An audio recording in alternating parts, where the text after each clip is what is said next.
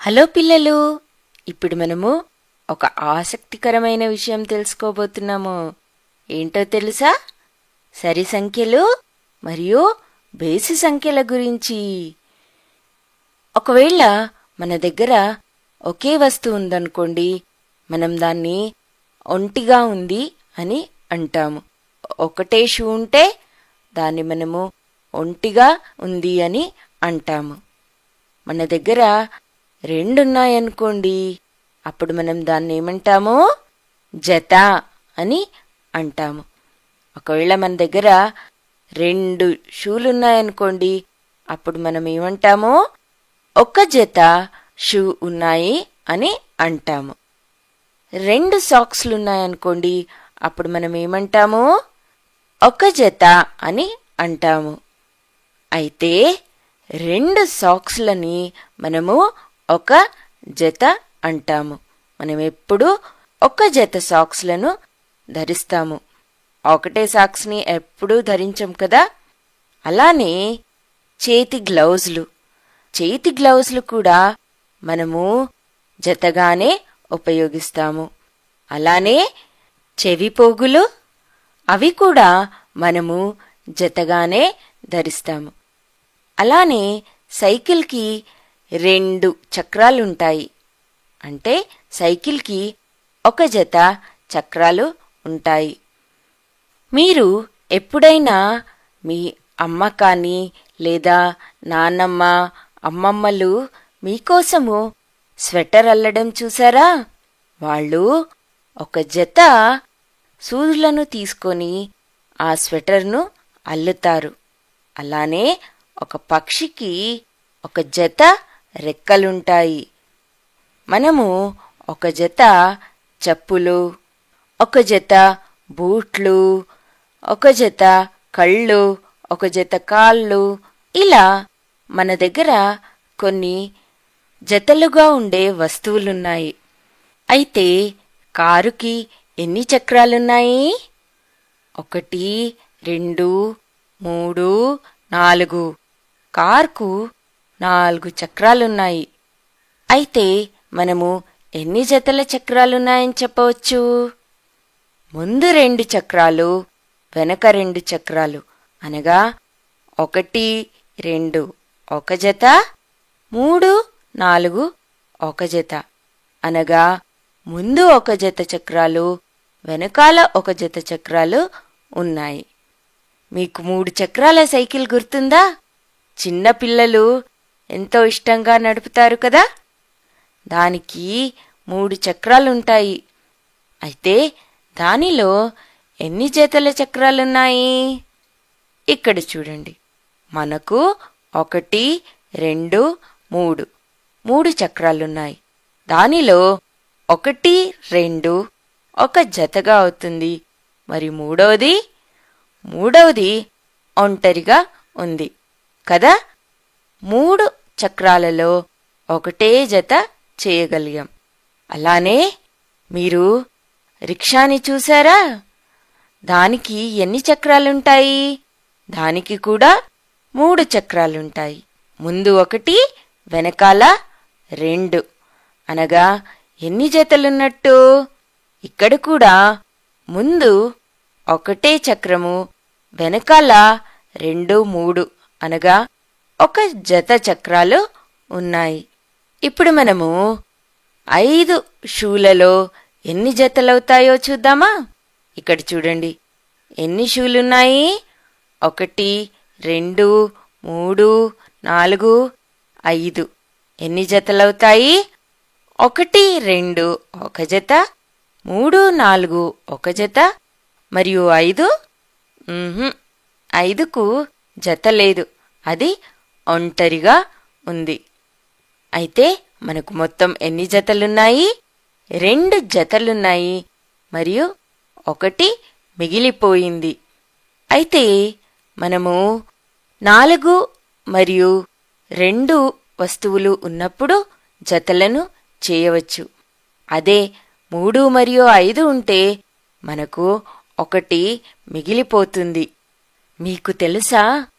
ఏ సంఖ్యలో ఉన్న వస్తువులనైతే మనము జతలుగా చేయగలమో ఆ సంఖ్యలను మనము సరి సంఖ్యలు అని అంటాము.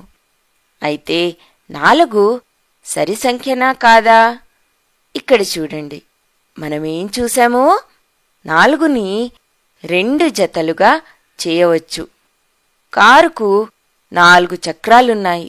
వాటిని మనము 2 జతలుగా చేయగలిగాము. 1 2 3 4 అనగా 4 సరి సంఖ్యే. అయితే మరి సంఖ్యలు వేటినైతే మనం జతలుగా చేయలేమో వాటినేమంటాము? మనం వాటిని బేసి సంఖ్యలు అని అంటాము. బేసి సంఖ్యలు మనము జతలుగా చేయలేము. ఎప్పుడూ 1 ఒంటరిగా మిగిలిపోతుంది. ఉదాహరణకి 3 5 బేసి సంఖ్యలు. ఇప్పుడు మళ్ళీ ఒకసారి అన్ని వాహనాలను చూద్దామా? ఇక్కడ చూడండి, సైకిల్కు 2 చక్రాలున్నాయి. అనగా దీనికి సరి సంఖ్య గల చక్రాలు ఉన్నాయి. అలానే ఈ 3 చక్రాల సైకిల్ చూడండి, దీనికి 3 చక్రాలున్నాయి కాబట్టి బేసి సంఖ్య చక్రాలు ఉన్నాయి. అలానే ఈ ఆటో రిక్షా చూడండి, దీనికి కూడా 3 చక్రాలున్నాయి. అనగా దీనికి కూడా బేసి సంఖ్యలో చక్రాలు ఉన్నాయి. మరి కారుకు 4 చక్రాలున్నాయి. అనగా దీనికి సరి సంఖ్యలో చక్రాలు ఉన్నాయి. ఇప్పుడు ఈ చార్ట్ని చూడండి. ఇక్కడ మనం 1 నుండి 10 వరకు రాశాము. 2 4 6 8 10 మనము వీటిని జతలుగా చేయవచ్చు. అనగా ఇవి సరి సంఖ్యలు. వీటిని జతగా చేసినప్పుడు మనకు ఏ వస్తువులు ఒంటరిగా మిగలవు. కనుక 2 4 6 8 10 సరి సంఖ్యలు. అలానే 1 3 5 7 9ను మనము బేసి సంఖ్యలు అంటాము. ఎందుకంటే మనము ఈ సంఖ్యగల వస్తువులను జతలుగా చేసినప్పుడు 1 మిగిలిపోతుంది. కనుక మనము 1 3 5 7 9ని బేసి సంఖ్యలు అని అంటాము. అయితే మనం చూశాం కదా, చిన్నవి కాని పెద్దవి కాని జంతువులు నదిని దాటేటప్పుడు ఎంత సరదాగా ఉంటుందో. ఇక్కడ చూడండి, ఈ పిల్లి ఈ నదిని ఎలా దాటింది?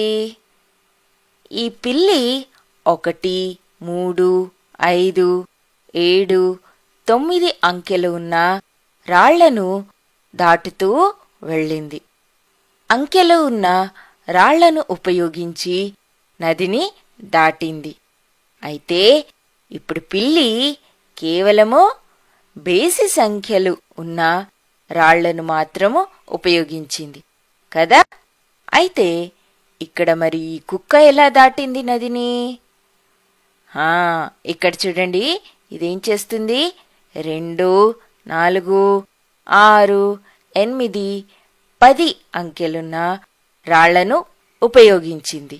అనగా కుక్క సరి సంఖ్యలు గల రాళ్లను ఉపయోగించి నదిని దాటింది. మనము ఈ సరి మరియు బేసి సంఖ్యలను సులువుగా ఎలా గుర్తుపెట్టుకోవాలో తెలుసుకుందామా? మీకు గుర్తుంది కదా సరి సంఖ్యలనగా ఏంటి? 0 2 4 6 లేదా 8.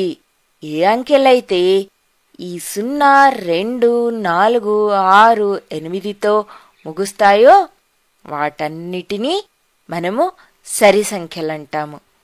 అదేవిధంగా ఏ సంఖ్యలైతే 1 3 5 7 లేదా 9తో ముగిస్తాయో వాటిని మనము బేసి సంఖ్యలు అని అంటాము. ఇక్కడ చూడండి, తరువాత పిల్లి ఏ రాళ్లను ఉపయోగించింది? ఈ నది చాలా పెద్దదిగా ఉంది కదా.